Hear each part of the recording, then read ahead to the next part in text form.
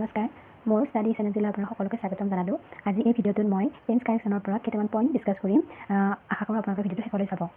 ইয়াত প্ৰথম পইণ্টটো মই লৈছোঁ, যেতিয়া এটা টেন্স কাৰেকশ্যন কৰিব দিব, যদি তাত এনেকুৱা বাক্য দিয়ে যে বা এনেকুৱা এটা চেণ্টেঞ্চ দিয়ে যে যিটো মানে এটা কাম যদি অলৰেডি হৈ আছে, যদি সেই সময়টোতে আৰু এটা কামে ইণ্টাৰাপ্ট কৰে, তেতিয়া আমি সেই চেণ্টেঞ্চটো কি টেন্সত লিখিম, তেতিয়া টেন্সটো কেনেকুৱা হ'ব সেইটো আমি জানিব লাগিব, হয়নে? তেতিয়া আমি কি কৰিম, ইয়াত মই লিখিছোঁ হুৱেন, আৰু হুৱেনৰ লগত যদি পাষ্ট একশ্যন এটা সৈতে থাকে তেতিয়া কি হ'ব, পাষ্ট কণ্টিনিউৱাছ টেন্স ইউজ কৰা হ'ব।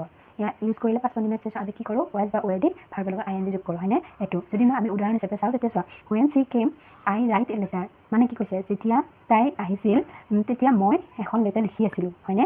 মই এখন লেটাৰ লিখি আছিলোঁ বুলি ক'ব, তেতিয়া আমি কি ইউজ কৰিম, ৱাজ ৰাইটিং। বুজি পালানে? এইটো আমি পাষ্ট কণ্টিনিউৱাছ টেন্সত লিখিব লাগিব, কণ্টিনিউৱাছ টেন্সত লিখিব লাগিব। বুজিলেনে? নেক্সট চোৱা, যদি চেণ্টেঞ্চটোত বিফৰ লগতে এনাডাৰ পাষ্ট একশ্যন, মানে কি কৈছে, যদি এটা একশ্যন ইতিমধ্যেহে হৈছে, যিটো নেকি বেলেগ এটা কাম হোৱাৰ আগে আগে যদি অন্য এটা কাম হৈ গৈছে, অলৰেডি হৈ গ'ল, তেতিয়াহ'লে আমি পাষ্ট পাৰফেক্ট টেন্স ইউজ কৰোঁ। তাৰ কাৰণে আমি এইটো হৈছে পেটাৰ্ণটো হৈছে হেডৰ লগত আমি ভাৰ্বৰ পাষ্ট পাৰ্টিচিপল ইউজ কৰিব লাগিব।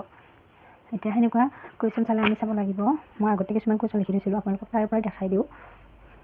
এইটো চোৱা, the bell rang after we finish our work, মানে ইতিমধ্যে বেলটো বাজিয়ে গ'ল, after we finish our work, they have finish, এইটো আফটাৰ দিয়া আছে বা বিফৰ দিয়া চাই লওঁ এটা,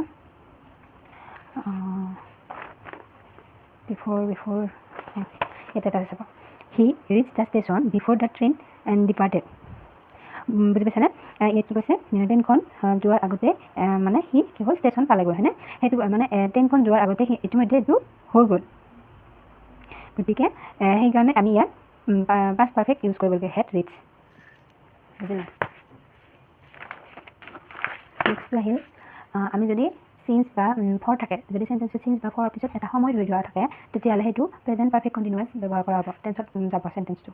এতিয়া কি কৈছে, action started in the past and still continuous, মানে যিটো কাম অতীততে হ'ল কিন্তু বৰ্তমানলৈ সেইটো হৈ আছে, অতীতত হোৱা কাম এটা বৰ্তমানলৈ হৈ থাকিলে তেতিয়া আমি প্ৰেজেণ্ট পাৰফেক্ট কণ্টিনিউৱাছ ইউজ কৰোঁ, মানে সেই কৰিব লাগিব, টেন্স হ'ব। এতিয়া তাৰ কাৰণে এইটো চিন্স বা ফৰৰ পিছত এটা টাইম ধৰি দিয়া থাকিব, তেতিয়া আমি পাষ্ট পাৰফেক্ট কণ্টিনিউৱাছটো ইউজ কৰিব লাগিব, মানে হেজ বা হেভ বিন লগত ভাৰ্বৰ আইএনজি। গতিকে এইটো হৈছে পেটাৰ্ণ হৈছে। বুজি পাইছেনে? নেক্সট, ইউনিভাৰ্চেল ট্ৰুথ, যদি এটা চিৰন্তন সত্য বাক্য থাকে তেতিয়াহ'লে চিম্পল প্ৰেজেণ্টত হ'ব টেন্সটো, তেতিয়া ভাৰ্বৰ লগত অকল ভাৰ্বটো থাকিব, নহ'লে ভাৰ্বৰ লগত এজ বা ইয়েজ যোগ কৰিলে হৈ যাব, সেইটো চিম্পল প্ৰেজেণ্টত হৈ যায়। নেক্সট হৈছে 5 নম্বৰ পইণ্টটো, ইট ইজ টাইম। এইটো এটা যদি লাইন দেখা পোৱা যায় এটা চেণ্টেঞ্চত, ইট ইজ টাইম, তেতিয়া সেইটো চেণ্টেঞ্চ কিহত যাব, চিম্পল পাষ্টত লিখিব লাগিব। এতিয়া কমন পেটাৰ্ণটো হৈছে ইট ইজ টাইম লগত ছাবজেক্ট প্লাছ ভাৰ্ব।